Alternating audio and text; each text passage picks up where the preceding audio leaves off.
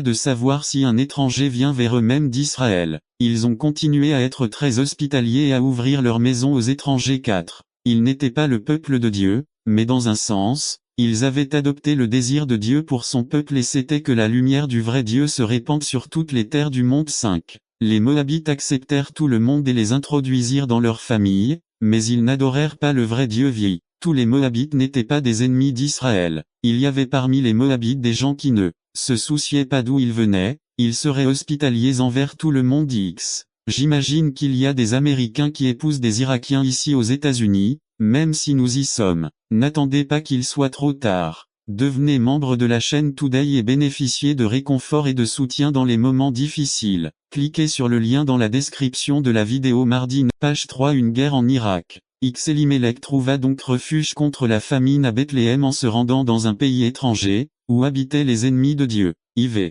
Question à pourquoi y avait-il sécheresse et famine à Bethléem? Dieu ne leur avait-il pas promis la pluie en son temps et il ne manquerait de rien? B. Dieu leur avait promis de vivre dans un pays où coule le lait et le miel. C. Où les raisins étaient si gros que plusieurs personnes devaient en transporter une grappe. D. 2 11 14. Je donnerai à votre pays la pluie en sa saison, tôt et tard, et vous récolterez votre blé, votre vin et votre huile. 2 11 15. Je donnerai aussi de l'herbe dans ton champ pour ton bétail, et tu mangeras jusqu'à ce que tu sois rassasié. Dieu lui-même leur a donné la promesse qu'ils n'auraient jamais besoin de nourriture, qu'ils mangeraient jusqu'à ce comme il est bon de manger jusqu'à ce qu'on soit rassasié. Tout le monde n'a pas ce privilège et Dieu le leur a promis. G. Ils n'allaient pas manger un peu et s'endormir le ventre vide. H. Alors, qu'est-ce qu'il s'est passé? Yo. 2 11 13. Si vous obéissez soigneusement au commandement que je vous commande aujourd'hui, en aimant le Seigneur votre Dieu et en le servant de tout votre cœur et de toute votre âme. Yo. Israël était entré dans la sécheresse et dans le manque de nourriture parce qu'ils ne vivaient pas comme Dieu le leur avait dit.